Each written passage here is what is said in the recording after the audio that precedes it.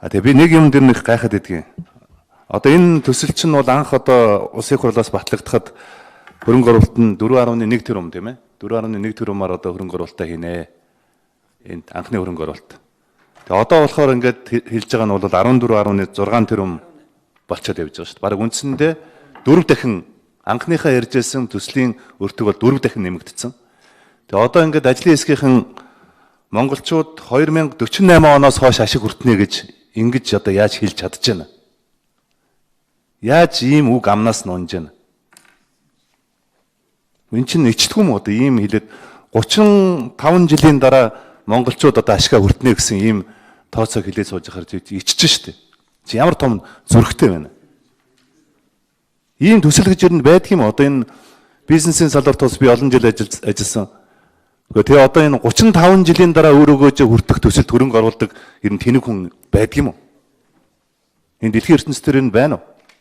Бид нар ийм ичмээр юм одоо яриад ингээд сууж яадаг бол нэрээ үнэхээр энэ Риотенто гэж компани бол үнэхээр энэ монголчуудын толгой дээр гараа суудсан ба шүү дээ. Суудсан ба шүү дээ. Тэгээ ийм тоо одоо ингээд би нэг үнэхээр ичж гин ийм тоо яриад сууж байгаа. Яа харахгүй одоо ингээд энэ Монголын 34%-ийг эзэмшээд 34% төлөөлөө сууж байгаа усууд та нар ч одоо энэ цаг наргуугаар энэ хэлцээрийг сайжруулахын төлөө ажиллах хэрэгтэй шүү дээ. Тэгээ бид нар чи энэ гэрээг 2000 хэд онд хэлээ? 9 онд хийсэн. Одоо ингээ 10 жил болж шүү дээ гэрээ хийгээд.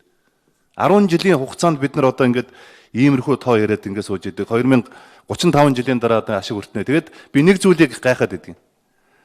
Хөрөнгө оруулагчаа өөрөө ингээ хувьцаа эзэмшчээд өрөнд оруулдаг ийм төсөл болсон байхгүй. Өрөнд оруулдаг. Одоо бид нар 34% эзэмшиж байгаа нэгэд өртөө 34% эзэмшиж байгаа. Зээлээр эзэмшиж байгаа. Тэгээд дахиад ирээдүйд дахиад өрөнд ороод ийм өрийн гинжин хэлхэнд ингээ орцсон. Одоо энэ оюутлогоон ирээдүйд олох орлого гэдэг нэг 118 тэрбум доллар гэж бид нарт өгсөн юу байна л тооцоо. Энэ чинь бол одоо сая Тэмүүлэн гишүүний ярьж байгаагаар бол зэсийн үн 4400 доллар байх үед хийгдсэн тооцоол байгаа байхгүй. Одоо зэсийн үн чинь 6200 байгаа үстэй. Тийм ээ 6200 байгаа.